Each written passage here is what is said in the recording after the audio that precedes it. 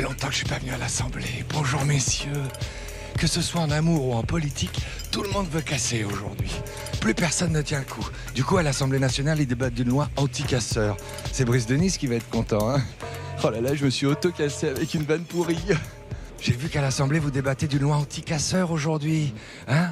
Ça veut... Pourquoi? Celles qui existaient avant ne sont pas appliquées. Pourquoi faire de nouvelles lois anti-casseurs? Ça s'appelle une loi de circonstance. Ça veut dire que chaque fois qu'il y a un événement qui surgit dans l'actualité, on dit tiens, qu'est-ce qu'on pourrait faire? Ah, bah si on faisait une loi. Je suppose qu'avant, c'était pas autorisé de casser, avant. Mais ça ne l'a jamais été, je crois. Alors pourquoi refaire une loi qui interdit à nouveau? Vous savez, c'est plutôt au gouvernement qu'il faut poser la question, plutôt qu'aux députés de l'opposition. Oui, mais c'est vous qui l'a voté aujourd'hui, c'est pour ça que je viens vous voir. Vous allez voter contre, vous, alors? Mais moi, on est plutôt contre parce que telle qu'elle est présentée aujourd'hui, vous avez bien compris, elle n'offre pas toutes les garanties qu'on voudrait pour qu'on puisse préserver en France le droit de manifester. Donc vous êtes pour qu'on casse? Salut. Monsieur, qu'est-ce que vous pensez de cette loi anti-casseurs? J'en pense qu'il faut la faire. Ah, vous pensez qu'il faut faire une loi anti-casseurs.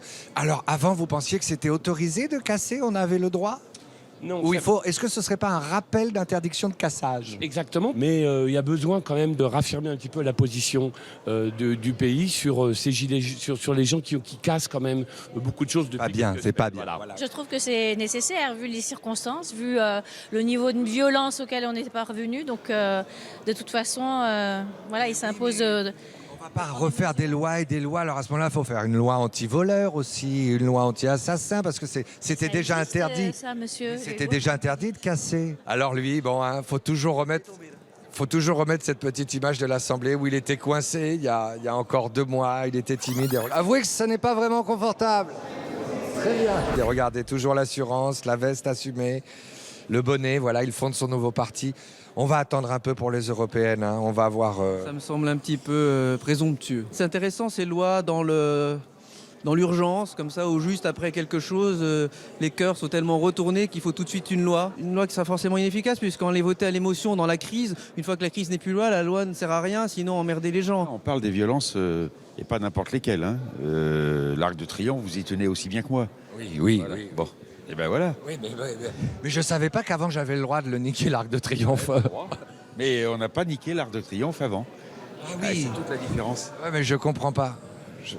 Mais bon, bah, je vais comprendre tôt ou tard. Qu'est-ce que vous pensez justement de cette loi sur les casseurs, cette initiative faite par un ministre de l'Intérieur affaibli depuis qu'il est arrivé? C'est surtout une initiative des Républicains du Sénat. Il n'a fait que reprendre un texte qu'avait déposé Bruno Retailleau. C'est la preuve que la majorité manque vraiment d'imagination. Pourtant, vous allez la voter, vous? Vous trouvez aussi qu'il y a besoin de rigidifier un peu les choses? Il n'y a plus grand-chose dedans. Enfin, la loi Retailleau, elle était bien retaillée. Hein. Je l'ai cassé, là. C'est de l'élagage complet, c'est une haie à blanc, il n'y a plus rien. Il n'y a plus de fichier national, qui d'ailleurs pouvait poser, c'est vrai, quelques questions. On a déjà parlé de fichier S. Est-ce que concernant les casseurs, on devrait parler peut-être de fichier C? Fichier C comme casseur. Ouais. C, ça peut aussi vouloir dire autre chose. Et là, si c'est le cas, le fichier risque d'être très très rempli. Je l'ai cassé, là. Je vais voir si on arrive à obtenir un petit peu un retour en arrière d'En Marche. Vous voyez, ça Marche arrière, quoi. marche arrière, quoi, hein, c'est ça. Je l'ai cassé, là. Voilà. Donc je la voterai, sinon je m'abstiendrai. D'accord, vous êtes plutôt à droite, vous? Je suis à droite, oui, mais en fonction des propositions, quand elles sont bonnes, je suis là où il faut, et voilà. Je veux dire, c'est pareil. Moi, je Vous suis êtes de pareil. gauche Je vous ai reconnu, je vous ai reconnu. de gauche quand je demande un service et de droite dès que je dois en rendre un. C'est pour ça que je vous aime bien. Je me demande quand même, qu'est-ce qu'on fera aux casseurs qui continueront de casser après la loi anti-casseurs? On leur cassera la gueule. Je l'ai cassé, là. Si vous voulez, chacun sa massue, le gouvernement contre les casseurs, voilà, ça va finir comme ça. Je vous félicite pour votre politique assez néandertalienne dans l'âme. Voilà. Mais qui a peut-être effectivement des effets positifs. C'est pas la mienne, si vous voulez. Je vous laisse la portée de vos arguments massue, en tout cas. Il est pas mauvais, lui. Enfin, disons qu'il s'écoute bien parler, il se parle bien. Je l'ai cassé, là. Un ministre de l'Intérieur, dans l'incapacité de prendre la moindre décision qui protège quand même les manifestants et qui fait une espèce de surenchère comme ça, avec à la fois effet d'annonce et durcissement. Le droit de manifester, c'est vraiment un droit fondamental. Et par définition, le droit de manifester, c'est pour ceux qui ne sont pas d'accord avec vous. Vous croyez qu'en 1789, s'ils avaient fait une loi anti-révolution, il n'y en aurait pas eu? Non, mais en 1989, il n'y avait pas tous les médias. Ah d'accord, c'est grâce à nous, c'est grâce à nous. C'est un peu comme le grand débat national, les États généraux. Oui. Pas beaucoup, hein.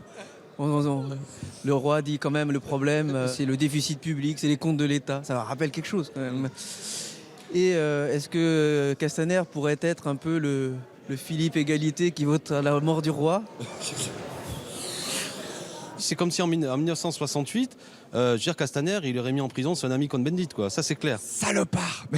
Aujourd'hui, Cohn-Bendit, il est pro-Macron, mais peut-être qu'il faut le mettre en prison, mais ça, c'est notre affaire. Je les ai cassés, là. Pendant la révolution de 1789, si Castaner avait fait une loi anti-révolution, ça n'aurait rien changé. Non mais ça c'est pas le sujet, c'est pas le sujet. Il s'agit pas d'empêcher de faire la révolution. Ceux qui veulent faire la révolution l'affrontent de toute façon. C'est pas une loi qui empêchera de la faire. Donc honnêtement la comparaison n'est pas très bonne cette fois-ci. On vous a connu meilleur. Hein. Et tu sais des fois je joue au con et puis t'es dupe. Hein. Alors c'est forcément. Hein. Oh, je t'ai cassé. Non mais là c'était meilleur. On a connu ça plus subtil. Je t'ai cassé. C'est tout. Je t'ai cassé. Bon bientôt je vais plus pouvoir parce qu'il y aura une loi anti-casseur. Mais là je t'ai cassé. Je t'ai cassé. Non, ça s'appliquera pas à vous. Ça y est. Ah ouais, j'aurais le droit de te casser. Ouais, c'est ça le problème, c'est que les lois, elles s'appliquent jamais. Elles servent à rien, eux.